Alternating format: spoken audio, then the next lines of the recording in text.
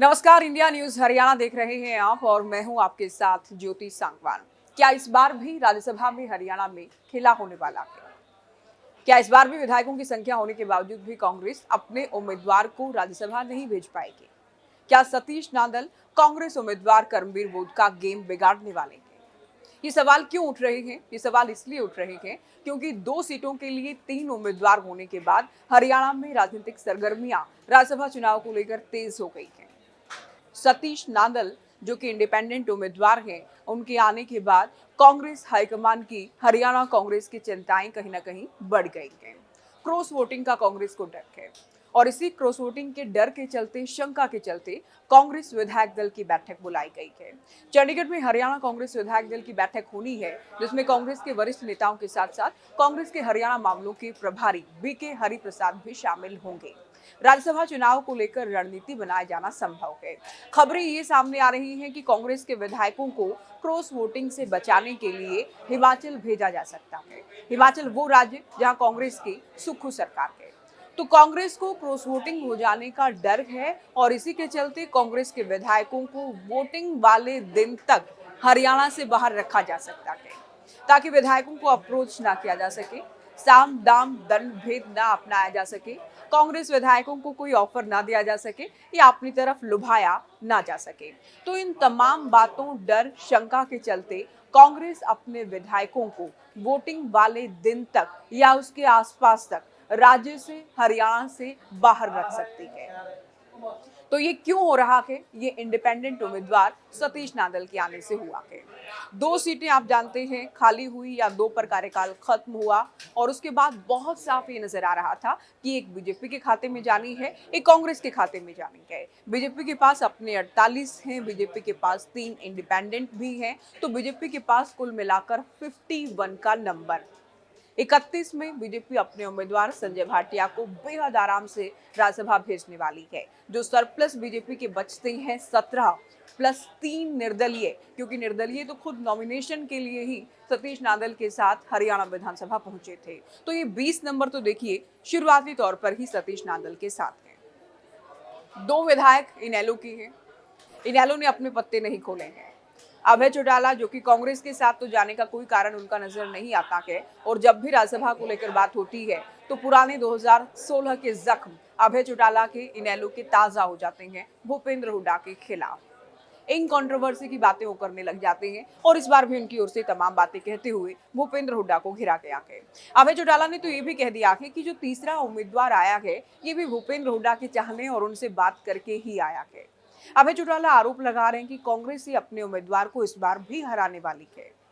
तो ये आरोप तो अभय चौटाला ने लगा दिए हैं, लेकिन उनके 2 विधायक अर्जुन चौटाला, आदित्य देवीलाल, क्या वो इंडिपेंडेंट को वोट करने वाले हैं या वोटिंग से किनारा करने वाले हैं? क्योंकि सतीश नांदल को लेकर आप जानते होंगे ये इनेलो पृष्ठभूमि से ही आते हैं और किसी समय में अभय चौटाला के करीबी भी रहे हैं। बीजेपी में आ गए, बीजेपी से चुनाव भी लड़ा, बीजेपी के प्रदेश उपाध्यक्ष भी वर्तमान में हैं और अब आजाद उम्मीदवार के तौर पर राज्यसभा चुनाव के लिए मुकाबले में हैं। तो क्या ये दोनों इनेलो वाले विधायक इंडिपेंडेंट उम्मीदवार सतीश नांदल के साथ होंगे? और अगर ऐसा होता है तो 22 नंबर हो जाएंगे सतीश नांदल के पास, 37 हैं कांग्रेस के पास। कांग्रेस के पास जितना जरूरी है उससे ज्यादा ही है, लेकिन उसके बावजूद डर है क्रॉस वोटिंग का और इसी क्रॉस वोटिंग के डर के चलते जो राजनीति के जानकार हैं, पॉलिटिकल पंडित हैं, जो जानकारी रखते हैं कि क्या क्या हरियाणा ने पहले देखा है राज्यसभा चुनाव को लेकर और आगे क्या क्या हो सकता है, क्रॉस वोटिंग के डर के चलते ही कांग्रेस की मुश्किलात बढ़ती नजर आ रही है। कांग्रेस हाईकमान ने देखी कर्मवीर बोध को मैदान में उतारा। कर्मवीर बोध जो कि कर्मचारियों, दलितों के मुद्दे पहले से उठाते रहे, वाई पूर्ण कुमार केस से सुर्खियों में आए, राहुल गांधी से इनकी करीबियां बढ़ी और जब कांग्रेस में ये चर्चाएं चल रही थी कि दलित उम्मीदवार, दलित फेस लाया जा सकता है, जिसमें उदय भान का नाम भी सामने आ रहा था, अशोक तंवर के नाम को लेकर भी चर्चाएं तेज थी, लेकिन इस रेस में आगे निकल जाते हैं कर्मवीर बोध। तो राहुल गांधी से ही आप मानकर चलिए कि राज्यसभा का टिकट लेकर आएंगे, लेकिन यहाँ विधायकों का साथ उनको मिल पाता है या फिर नहीं, ये प्रश्न उनके जहन में भी बरकरार होगा। और भूपेंद्र हुड्डा जिनको एक लंबे इंतजार के बाद नेता प्रतिपक्ष इस बार बनाया गया है, जाहिर है वो भी किसी भी तरह का रिस्क नहीं चाहेंगे।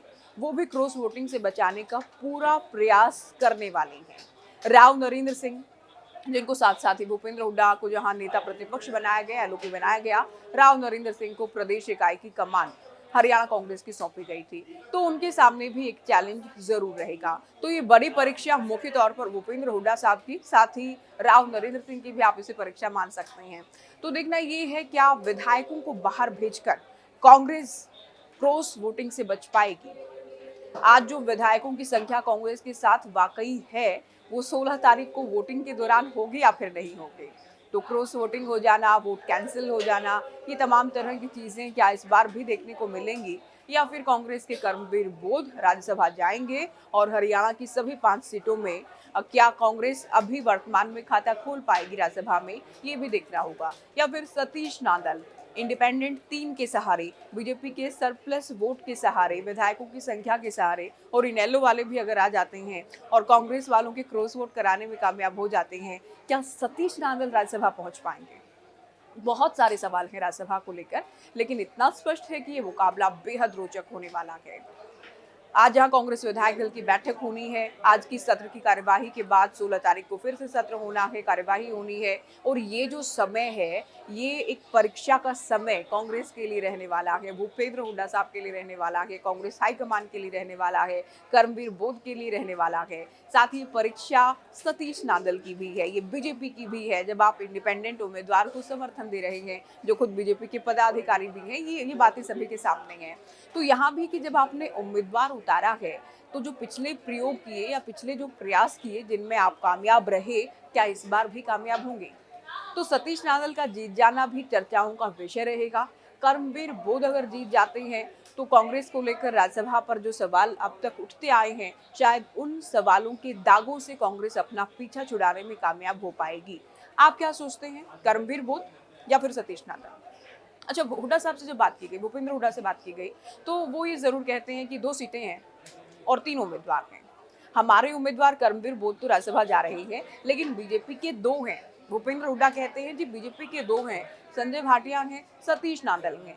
अब वो देखें कि सतीश नांदल जाएंगे या संजय भाटिया जाएंगे। हमारे तो कर्मवीर बोध जरूर जा रहे हैं। हालांकि उन्हें भी जानकारी है कि मामला उन्हीं की सीट को लेकर या कर्मवीर बोध वाली सीट को लेकर ही फंसा है कि वहां कर्मवीर बोध होंगे या सतीश नांदल जाएंगे। तो बेहद दिलचस्प होने वाला है। 16 तारीख को वोटिंग होगी, उस दिन परिणाम आने वाला है। कौन जाने वाला है संजय भाटिया के अलावा अपर हाउस में, राज्यसभा में हरियाणा से, ये देखना बेहद महत्वपूर्ण, बेहद दिलचस्प होने वाला है। आप क्या सोचते हैं, आपकी क्या राय है? क्रॉस वोटिंग को लेकर क्या कोई खेल हो सकता है? सतीश नांदल क्या कोई गेम कर सकते हैं, या कर्मवीर बोध अपनी राज्यसभा की सीट पर जीत पाने में कामयाब हो पाते हैं? क्या सोचते हैं? कमेंट कर राय जरूर।